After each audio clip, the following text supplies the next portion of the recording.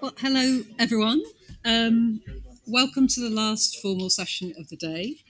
I hope you've enjoyed the art, the good food and wine, the good conversation, and the heavenly music. And now it's my great pleasure to introduce Professor Gabriele Kaminski Schierle, who's Professor of Molecular Neuroscience here at Cambridge and who's a Fellow at Robinson. Gabby is internationally recognised for her work on neurodegenerative disease. She's advanced our knowledge of Alzheimer's and Parkinson's through multiple discoveries, most recently pioneering fluorescence microscopy in the study of proteins in cells.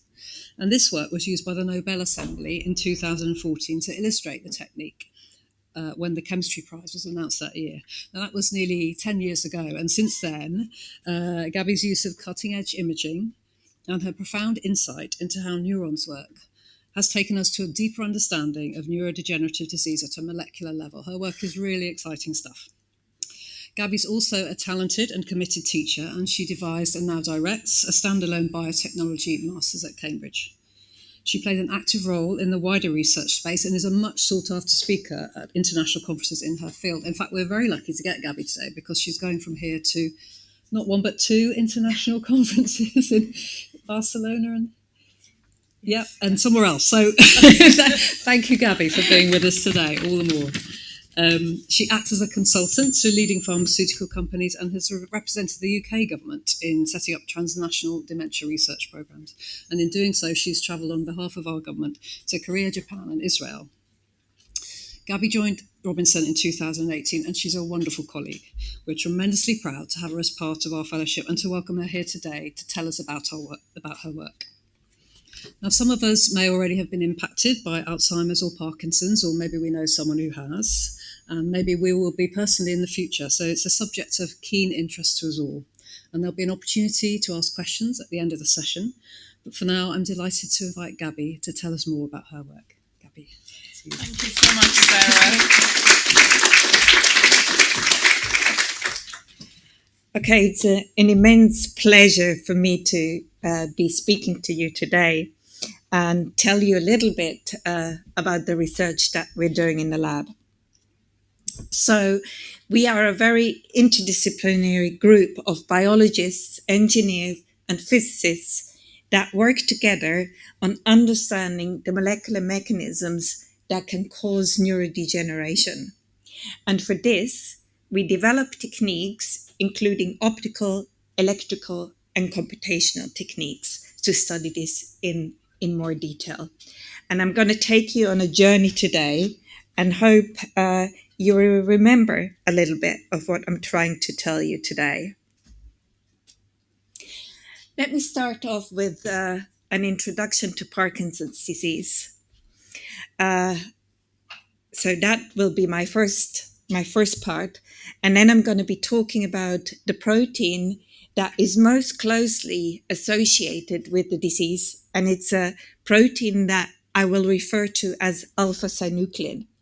And it can form these fibrillar structures in the brains of patients suffering from Parkinson's disease.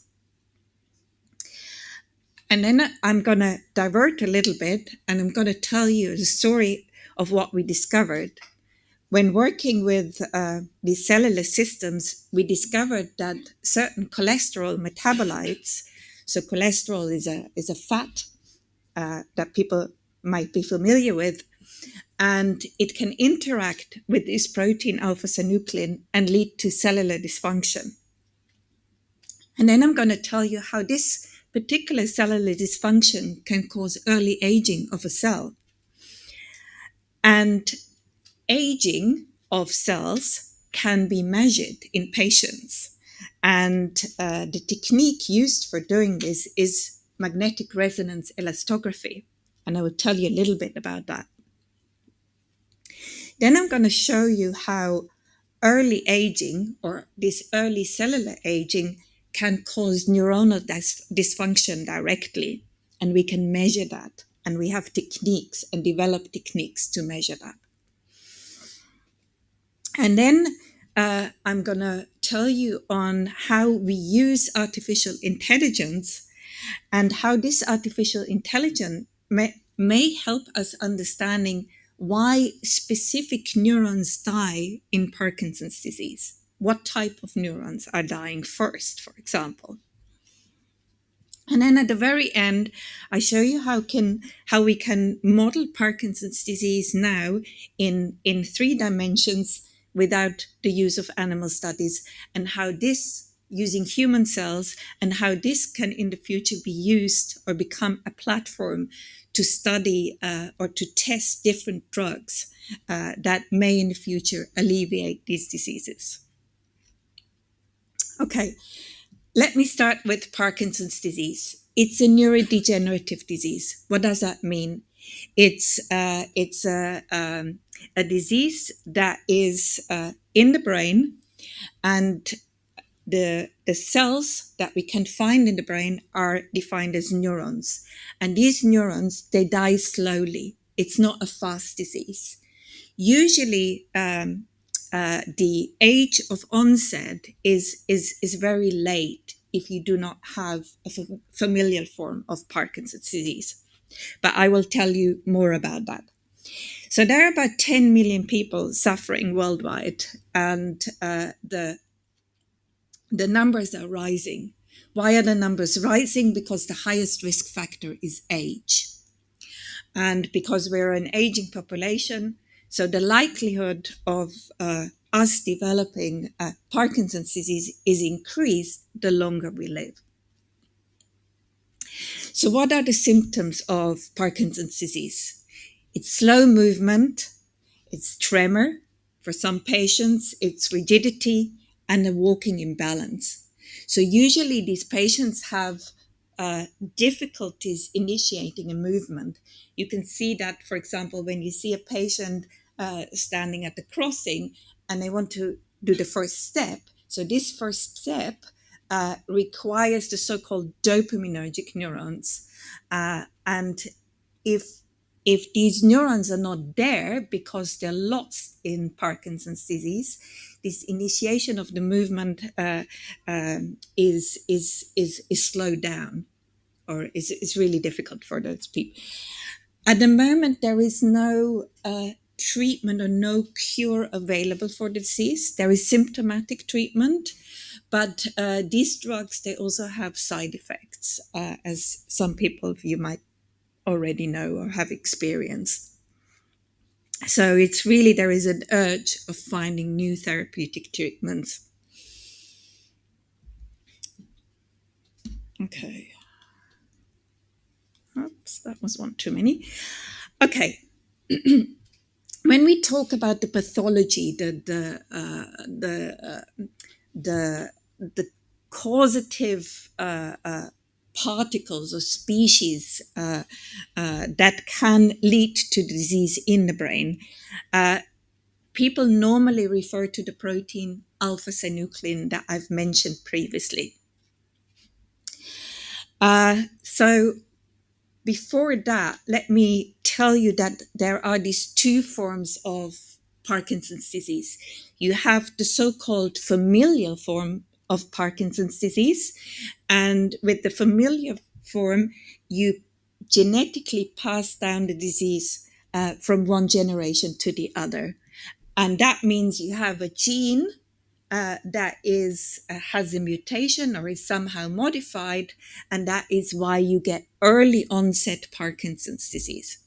But most people do not have this mutation, and they develop Parkinson's disease sporadically. That means that usually at a later stage in their life, they develop this disease, but there is no underlying mutation. So there's no underlying genetic failure here. And the highest risk factor for developing sporadic Parkinson's disease is this protein alpha-synuclein. So what does it do? If you look at this strange structure here, these are the so-called protein aggregates. So this is the protein alpha-synuclein, and this forms this fibrillar species in the brain. And they can become relatively long, these species, and these aggregates, they sit in your neurons, and they are believed to cause the pathology in Parkinson's disease. One of the reasons why these dopaminergic neurons in the brain die is because of this fiber formation of this protein alpha-synuclein. And I'm going to tell you a little bit about that protein as I go along. But before I dive into the discoveries we have made, I want to introduce to you the building block of living organisms. So this is an animal cell. Some people might be familiar with that. And what you find in an animal cell is different, what is referred to as different organelles. And they all have these different organelles that sit inside the cell. They all have different function.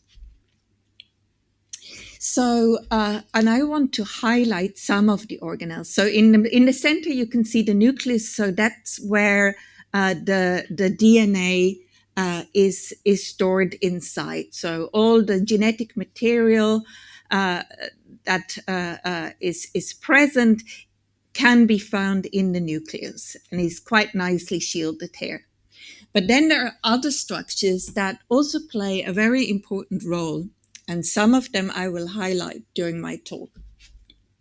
One of them is the lysosomes. So the lysosomes are important for degrading proteins. So they are a big recycling factory, one could say. So, for example, if a protein is not needed anymore, it can be broken down, and the Lego parts of that protein are then reused later on for building new proteins. So it's a big recycling center. These are the lysosomes.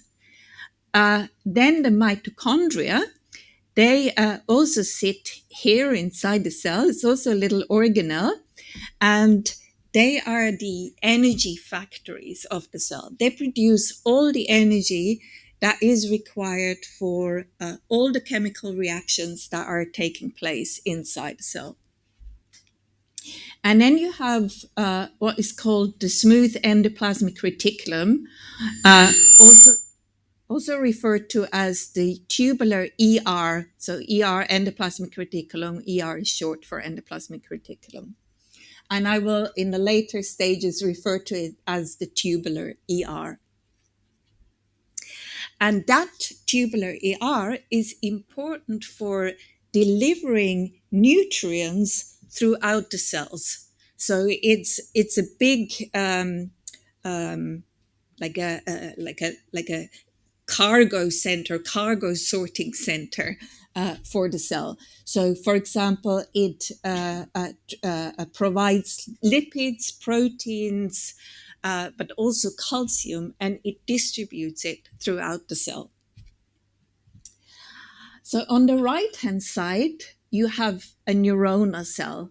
It's mainly built like this one. It has a nucleus you can see inside, and it has all these organelles as well. But on top of that, it has these branch structures, and the ones that are close to the nucleus are called the dendrites. And then they have the axon, which can be up to 1 meter long. So if you think of your sciatic nerve, this axon would be 1 meter long. And so a lot of cargo needs to be transported down to the so-called terminal fibers here, which will then form the so-called synapses. That's where the neurons make connections to the neighboring neurons by making contact with these terminal fibers that will then connect to the neighbor's dendritic branches. And that's how they're all interconnected, and they can pass signal from one neuron to the other. So that's how they communicate with each other.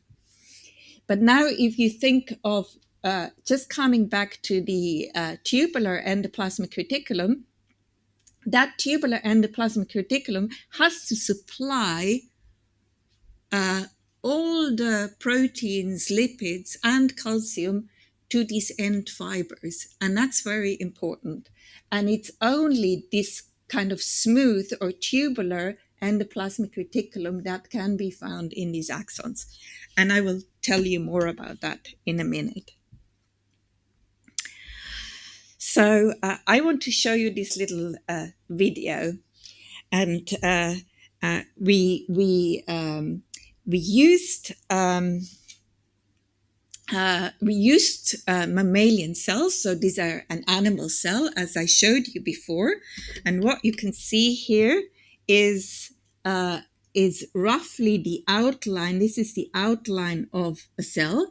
And we labeled the lysosomes and the endoplasmic reticulum, the lysosomes in green, and then the endoplasmic reticulum in magenta here. I point to this one on the left. It's the same, but this is easier to see on the video. So if you look at the lysosomes here, they mainly sit around the nucleus, but we did a little trick and we coupled them to the motor proteins, so we can force them moving out to the cell periphery.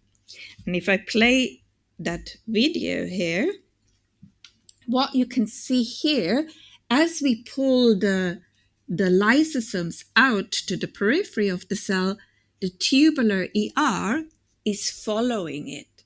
And that's the mechanism how the tubular ER can extend to the periphery of the cell. So, and that's how all the nutrient supply is delivered to the periphery of the cell by the lysosomes pulling them in that direction. Okay, so what does that mean? So what we discovered here, again, if you look at the cell here, this is again a mammalian cell or an animal cell, and we labeled here the ER in green and the lysosomes in blue. So what you can see, if you have a healthy cell, you have a nice, very nice tubular ER all the way to the periphery of the cell. But then what we discovered at first was when we take mutations or when we reduce the proteins that are associated with the familial form of Parkinson's disease.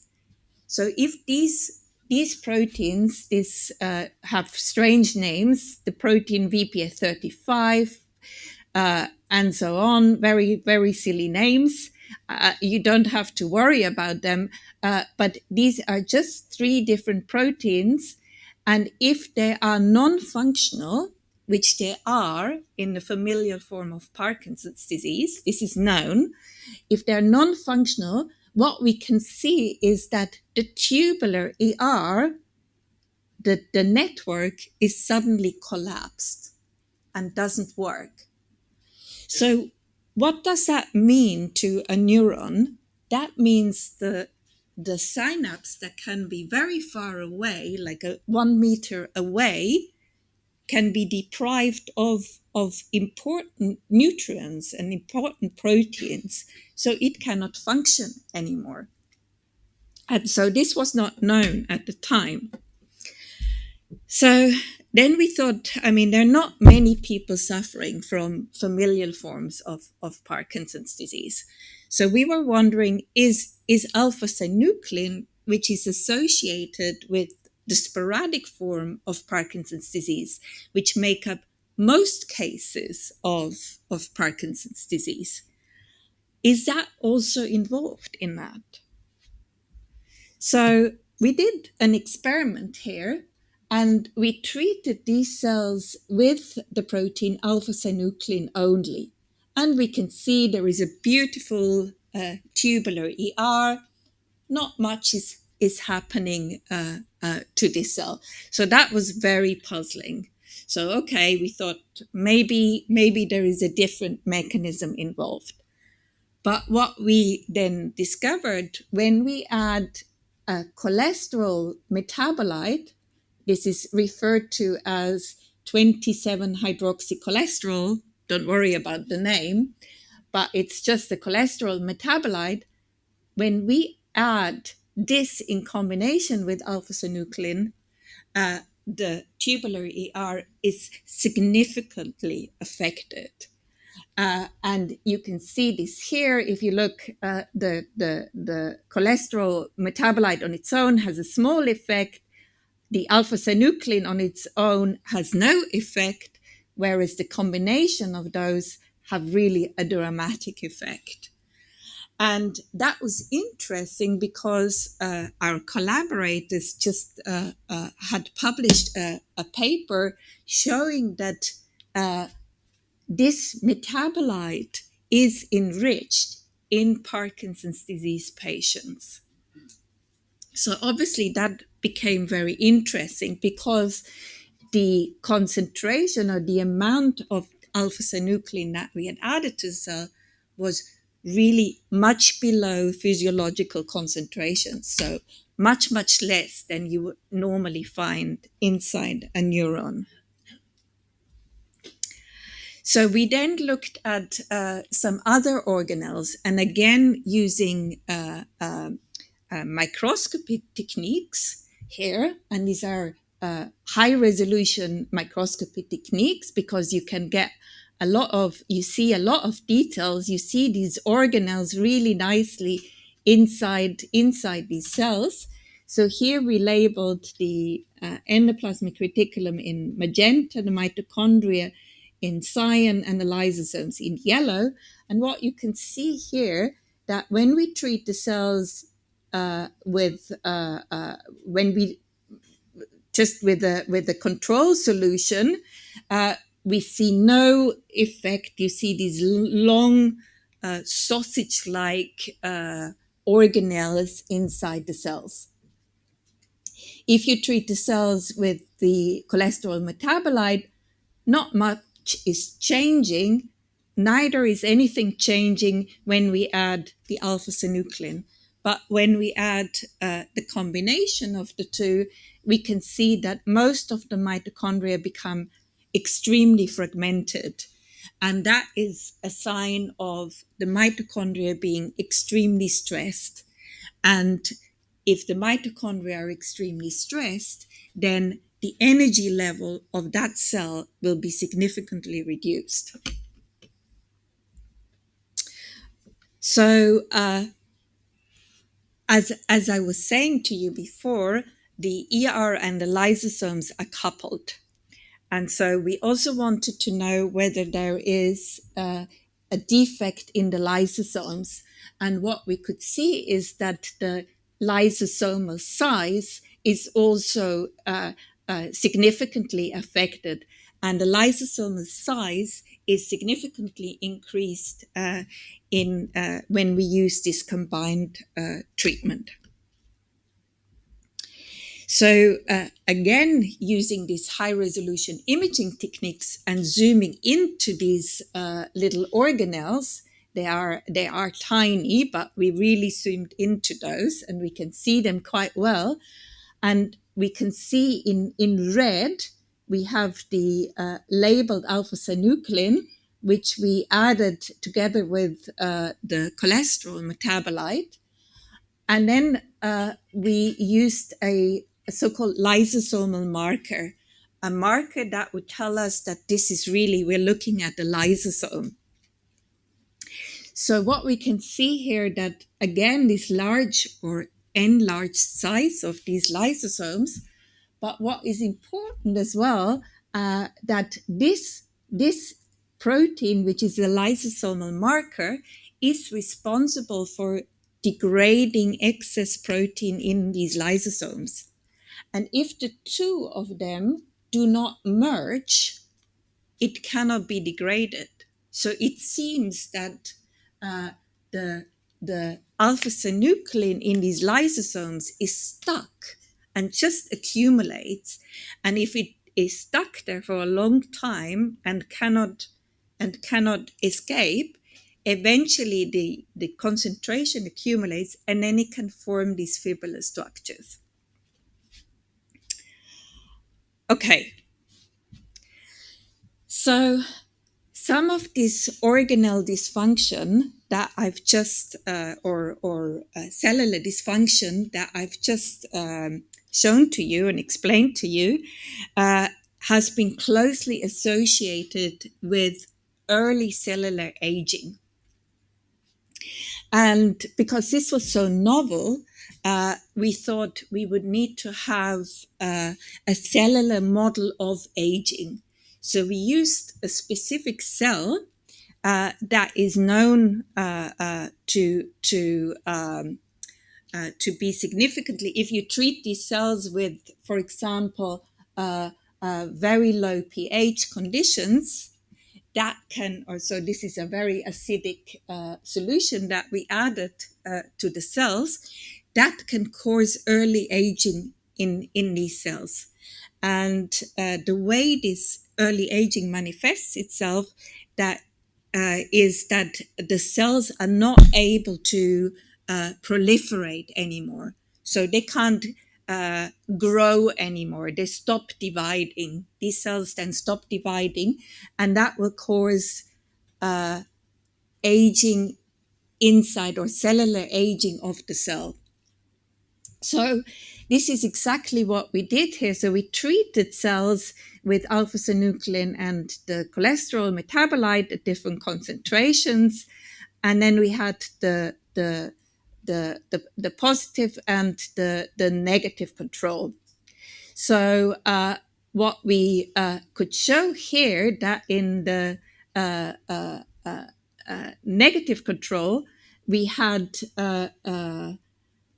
a significant aging effect, and that was also seen in the higher concentration of alpha-synuclein and cholesterol metabolite treatment, but wasn't there at the lower dose, nor was it there at the higher pH concentration.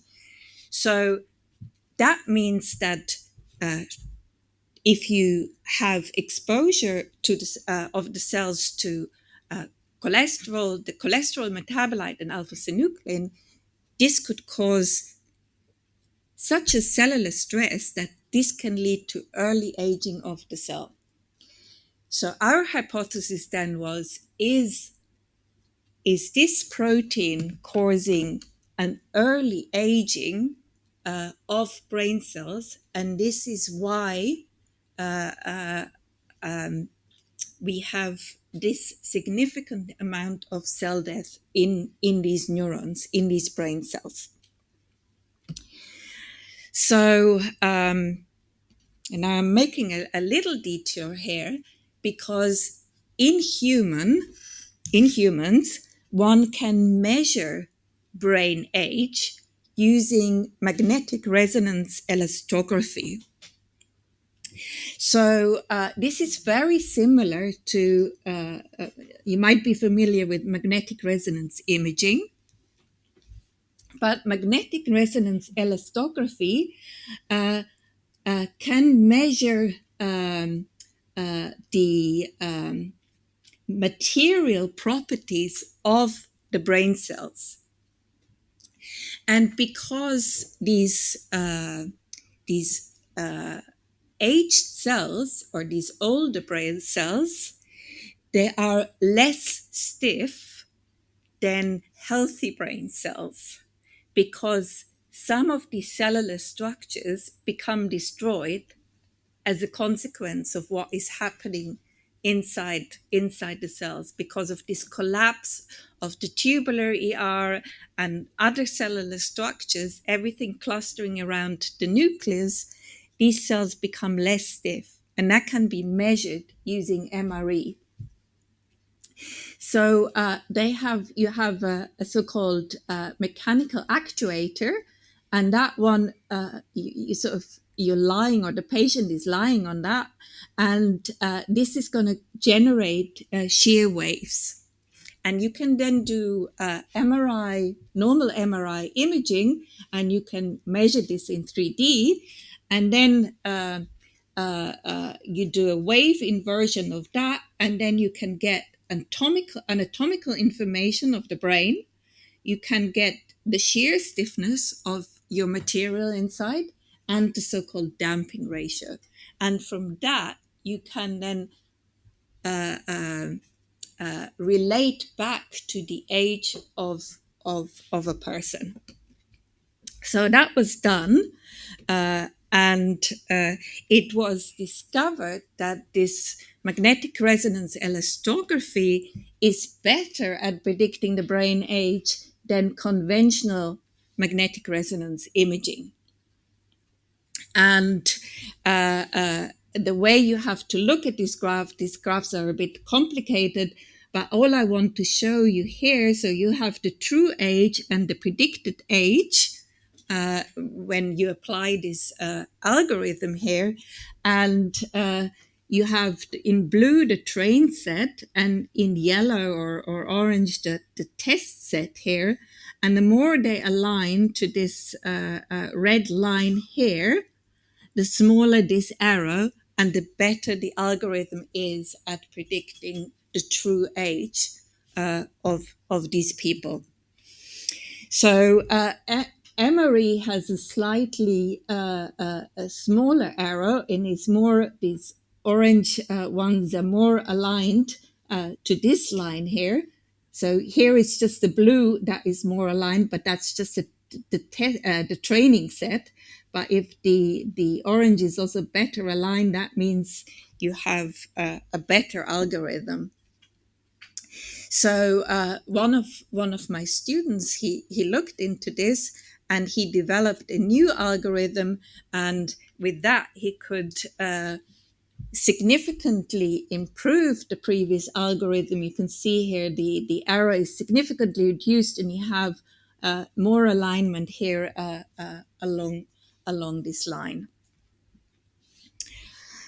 So we are currently working with clinicians to get data from Parkinson's patients, and we hope that we will see some of these changes, like early aging of brain cells in Parkinson's patients. And I think that would be a wonderful way to non-invasively look at signs of early aging in patients. But now coming back to my alpha-synuclein and the cholesterol metabolite story. So obviously what is important for neurons is not just, obviously it has a cellular function, but what is most important is neuronal communication. And neuronal communication and neuronal signaling you can measure. And this is what we wanted to do. So you can measure this electrically. So neuronal communication involves the membrane depolarization, and that means you have a potential difference across your membranes, and this is caused by ions sitting on either side. So in a neuron, I won't go too much into the details, but you have a slightly negative potential. And this is all kept as such by having these specific ion concentrations outside the cell and inside the cell. And this is all in balance, and the resting potential is negative. But then if there is a stimulus coming along, and it goes over a certain threshold here, then you have a complete depolarization of the cell, and so-called ion channels start to open, and ions start to flow in opposite directions. And that would cause this depolarization, and then you go back to the resting state after a minute. And when this happens, there will be a rush of calcium ions into the cells when this happens. And this will lead to the opening of, this is the synapse here, just a schematic. So this is the one part of the synapse, and this is the other part of the synapse. And these chemicals, these neurotransmitters, will be released. And that's how the neuron communicates with the next cell, because these neurotransmitters bind to receptors on the other side, and they pass the signal on from one neuron to the other. And so you can measure this action potential electrically, but also using fluorescent markers by just measuring calcium ions. So this is what we did first. So here on the left-hand side, we have these are human stem cells that we turned into neuronal cells. So they can be stimulated. They have electrical signals. Their membrane it has a membrane potential, and they can communicate with each other. And you can see here they light up every time there is an action potential, and the calcium concentration rises, and that's when you get the signal here. And you can see they're beautifully synchronized here. So they light up, they go down, they depolarize, repolarize, and it's really nice spiking behavior. If we treat the cells with alpha-synuclein and the cholesterol metabolite, you can see this synchronicity is completely gone. That really shows that these cells are suffering significantly. Their communication is completely destroyed. And that was really intriguing when we saw that. So in order to analyze neuronal defects properly, one needs to really perform electrical measurements. So as I told you before, you can measure it by just looking at calcium concentration, but you can also measure it electrically using electrodes. And there are certain devices, commercial devices, in which you can grow the neurons in the center here, and then you have these electrodes that are connected to the outside, and then you can measure electrical activity in these little dishes. The problem with these commercial dishes is that they have a low signal-to-noise ratio, so it's very hard to detect these action potentials properly that I was referring to before. And the other problem is that they're not very transparent. So if you want to do high-resolution imaging, you cannot really do it properly. So then within the group, we started working on fabricating our own devices. And so we fabricated two different ones. One is based on a polymer. This is a polymer that has that can be used for electrical measurements, and you can coat the surface of it and then connect them to the gold electrodes on the outside, but everything in the center is relatively transparent, but the signal to noise ratio is extremely improved. And that obviously helps you to detect the neuronal signals in these cells. And then we developed also graphene ones. So we used graphene as an electrode. And because graphene, you can just use one atomic layer, and so is extremely transparent. So it was almost too transparent because we could hardly see where the electrodes were originally. So so we designed those, and then we performed our measurements.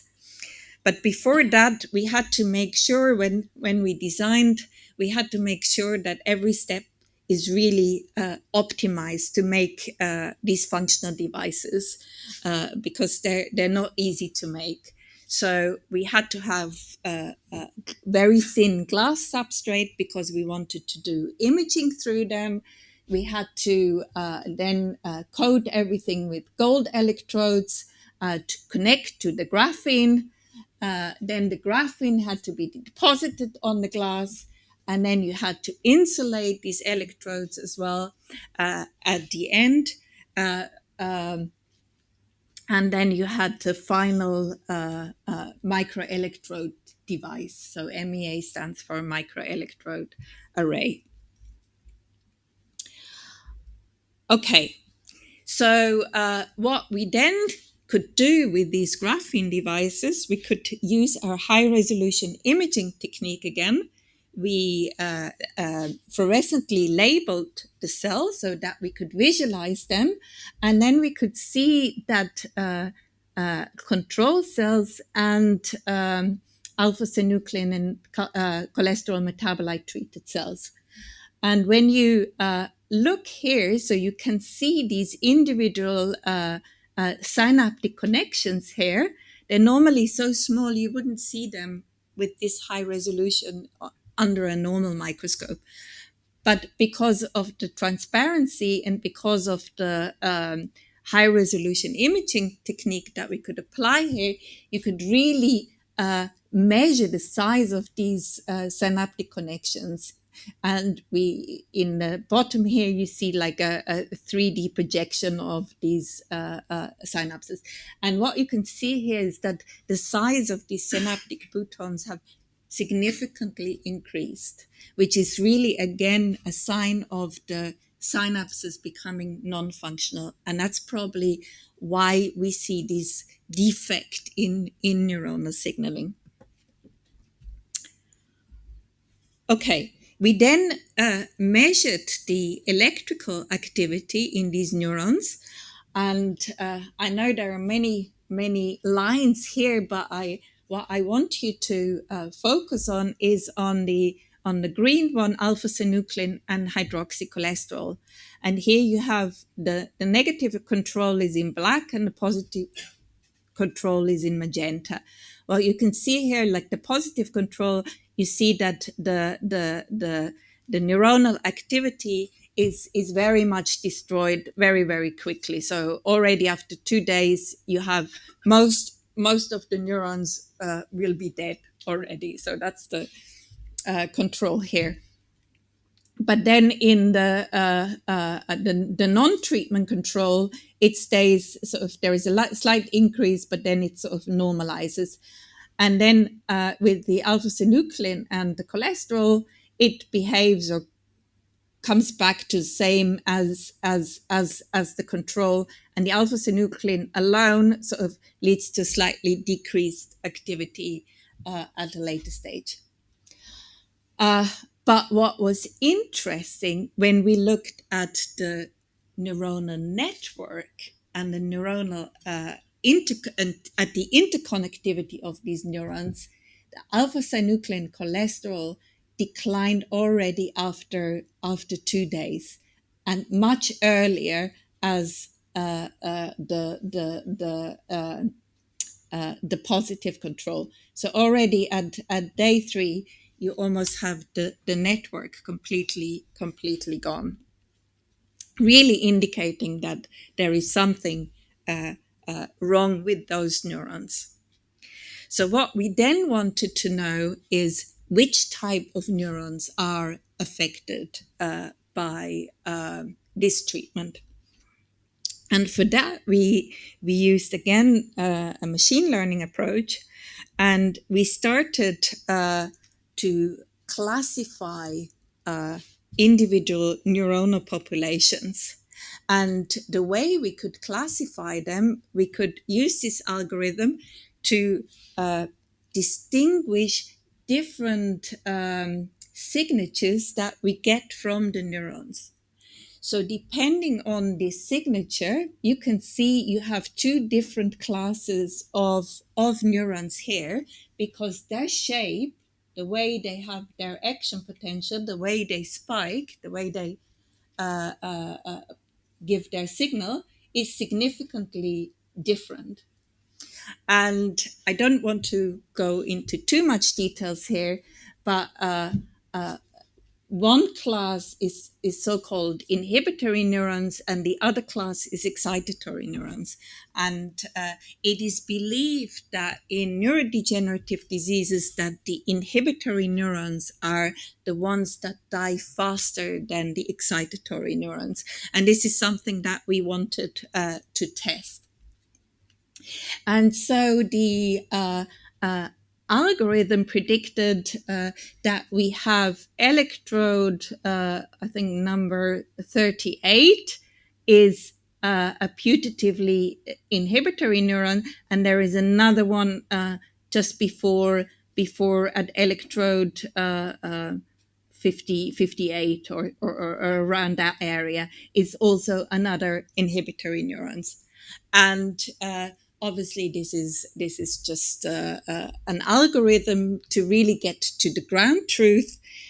We used a staining of the neurons, and we could show that at positions where these two electrodes sit, we have a green fluorescent cell very close, and that green fluorescent cell is expressing an inhibitory marker. So we know that these green fluorescent cells that sit on these electrodes are really inhibitory neurons. So we have a relatively robust way to classify these neuronal populations.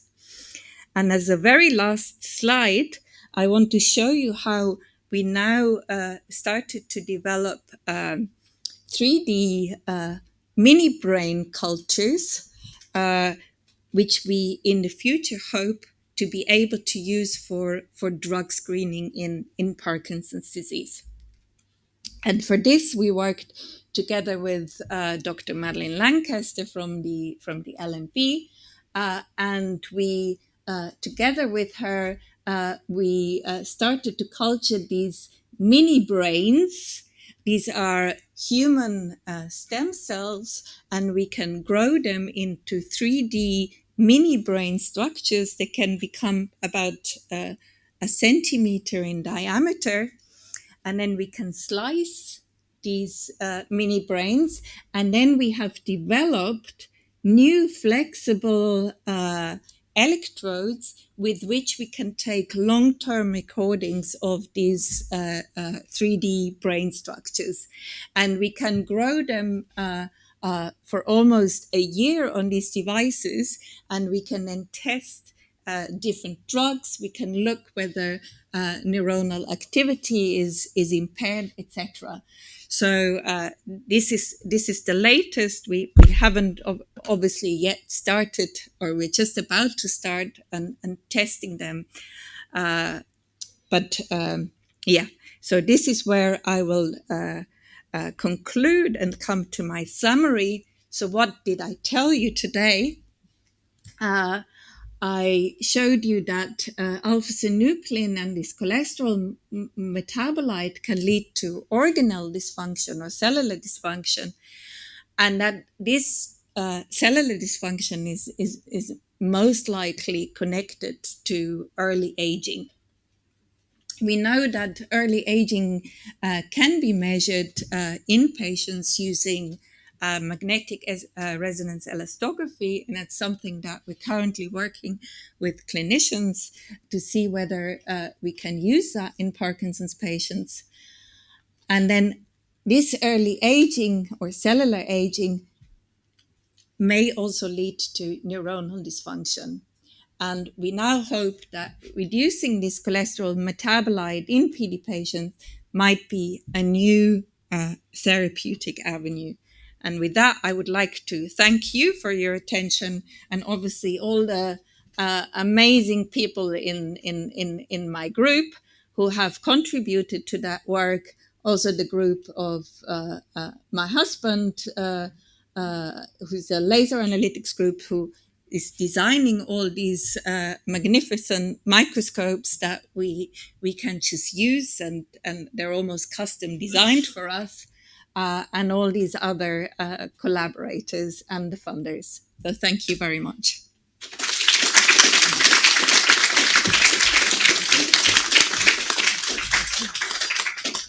Gosh, thank you so much, Gabby. I'm really captivated by the idea of the mini brain.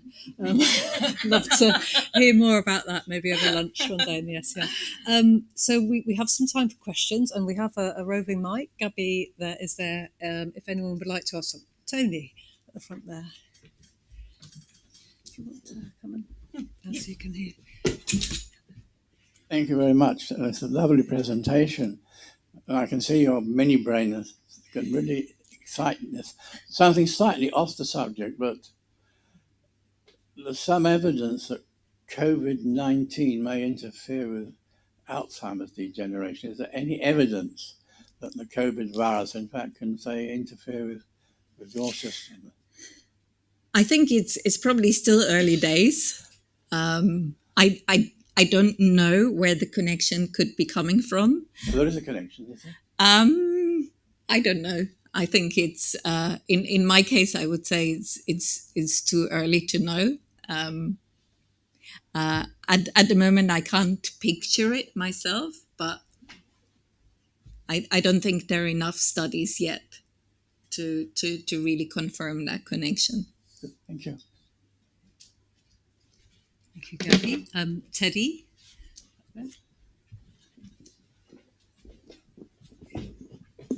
Hi, thank you very much for a very engaging talk. You mentioned that alpha-synuclease, in combination with the cholesterol metabolite, causes these fibrous structures and leads to early cell aging. And I just wanted to ask what the normal non-pathological function of alpha-synuclease was. Yeah, I haven't really. So we haven't really shown that they will cause fibril formation. I think fibril formation is something that will come at the much later stage. We are really looking at the beginning of the disease. We're looking at the molecular pathways. But coming back to your question, what is the normal physiological role of that protein? That's really an interesting question. And we have done quite a bit of research on that as well, which I didn't present today. But we think it is clearly localized at the synapse. We think that it plays a role in neurotransmitter release. And so because of this area being a very active area and a very highly it's an area where there's a lot of calcium influx, and obviously that can cause a lot of cellular stress, because when you have a lot of calcium influx, you need high mitochondrial activity that actively have to pump out the calcium from the intracellular space, because high concentration of calcium can be toxic. And we think that this is quite a sort of highly metabolic area, and that alpha-synuclein in this area could, if obviously the organelles are affected, very easily start to aggregate. And but its normal role is really to help cluster synaptic vesicles close to the plasma membrane to facilitate then this neurotransmitter release.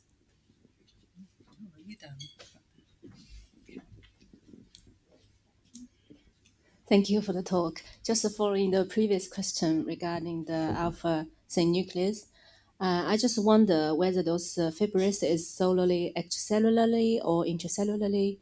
If they are presenting in the both places, they have different formats? And also, It's mainly in the intracellular space. Alpha synuclein is found, and the aggregates are primarily found in the intracellular space, the fibrils, but it's more complicated. So alpha synuclein can also be released into the extracellular space, and then it's reuptaken by neighboring cells, and then it goes into the lysosomes, and from there, because of a low pH environment, it then can accumulate in the intercellular space, and then potentially it can escape from these lysosomes and start to aggregate inside the cell. So it's I think both pathways are possible. How different these pathways are when it comes to pathology is still not known. may I extend a little bit? Yes, a little bit. We've got, and then, Okay. then Chris. I'm asking that question is because I'm aware of the tau aggregation in Alzheimer's disease can be partially targeted intracellularly via antibodies, which is an entirely new function of antibody work intracellularly. So I wonder whether there's certain type of antibody can be used to target this alpha synuclein filaments. There are antibody studies in I think in clinical trials as well to target. You can target it in the extracellular space, which I think is probably the way the pathology occurs. I think it's because of it going into the extracellular space and then back inside the lysosomes, that's when it becomes pathogenic. But there are also approaches of tackling it inside. But then you have to be careful because then you would interfere with its normal function as well. Thank you. Thank you. From an old-fashioned and layperson's perspective, I mean, prevention is often said to be better than cure. I mean, is there any evidence that lifestyle, particularly diet, may effectively slow down the possibility of getting PD? Yes, we all saw that word cholesterol up there. I know. I wish I'd know, but I would say obviously one has to be very careful because there are some studies where people have taken statins and there is no clear correlation when it comes to Parkinson's disease, whether they develop it early or develop it less. So brain cholesterol is different from body cholesterol. Nevertheless, this 27 hydroxycholesterol is originally produced in the body, but it can travel into the brain. And so probably, obviously, if you have a lot of that cholesterol produced, it's a cholesterol metabolite that is produced as part of your bile lipid synthesis. And there is obviously an increased likelihood of it also going through the blood-brain barrier because it can easily cross the blood-brain barrier. So it can get into the brain, but it doesn't need to go into the brain. So it probably depends a little bit. If you generally have less cholesterol produced in your body and also take from your diet, then obviously there is less likely, there is a decreased likelihood of it ending up in the brain. But there is so far no clear-cut correlation. But I think the fact that there is clearly if there is a higher tendency of it reaching the brain, then you're probably more likely to develop Parkinson's disease. So I'm doing all right at the moment. The lady next to Chris, actually. So taking it back to basics again for a non-scientist, what's the next step, and then how will this ultimately benefit people with Parkinson's? So we really hope, I mean, the two studies we're super excited about is the magnetic resonance elastography data. If we can really show that Parkinson's disease causes early brain aging, I think that would be really exciting, because potentially then we can screen patients much earlier and we can hopefully detect changes before they develop the disease. And then with this has been shown with Alzheimer's disease, if you can start the treatment before they already are fully diagnosed with that disease, that's the time point when you want to interfere. So really hoping that with that technique we would be able to see these significant changes already. That would be fantastic. But obviously these are very early days.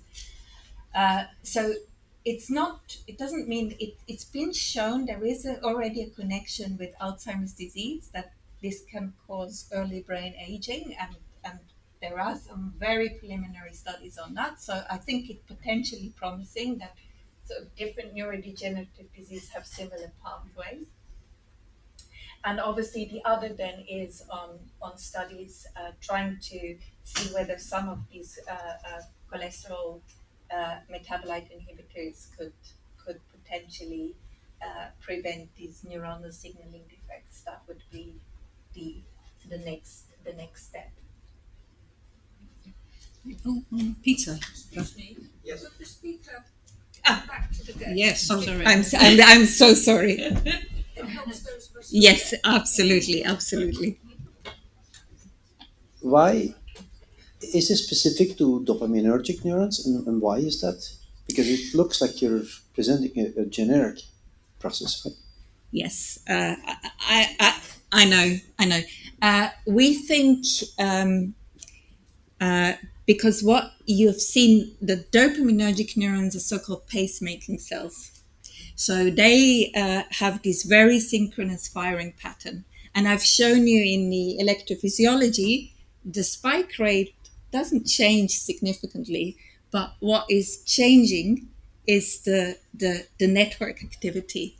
And I think the dopaminergic neurons, because of these spikes, calcium spikes that they have, would be a primary target. So I think it does make sense, but obviously these are early days. Hello, I've got two questions. One is, do you know what the interaction is between the metabolite and the protein? Yeah. Or do you have a hypothesis? And if the metabolite was a drug target, would that have to be before people were symptomatic? Yeah. Okay. Yes, we do know. I didn't put the slide in. We actually have done nuclear magnetic resonance studies, and we can show that there is direct interaction of the metabolite with the protein alpha-synuclein, which is all happening at one particular part of the alpha-synuclein. So it's the N-terminal part that is clearly interacting with the cholesterol metabolite. The question whether it would have to happen before the disease starts, I think ideally yes. I mean, the earlier the better. But I think that what we see at the moment is that the neurons, although they go into what we call a senescence phase, but that doesn't mean they die immediately. And we do have some data that show they stop the synchronicity, they stop the signaling, but they're not dead yet. So they can be waken up again. So, and I think that would be amazing if we could sort of get to that stage where we sort of could wake these neurons up and then extend these organelle structures to the periphery again, so they can get enough nutrients that they become functional again. It's almost like a rejuvenation of the cells. That's what we want almost. Any more? Some really insightful and interesting questions. Thank you. Okay, Gabby, can you stay for a cup of tea? Yes, I Okay, can stay for so a cup of tea. cup of tea awaits on Long Court. But before you go, please join me in thanking Gabby for her work and for her presentation.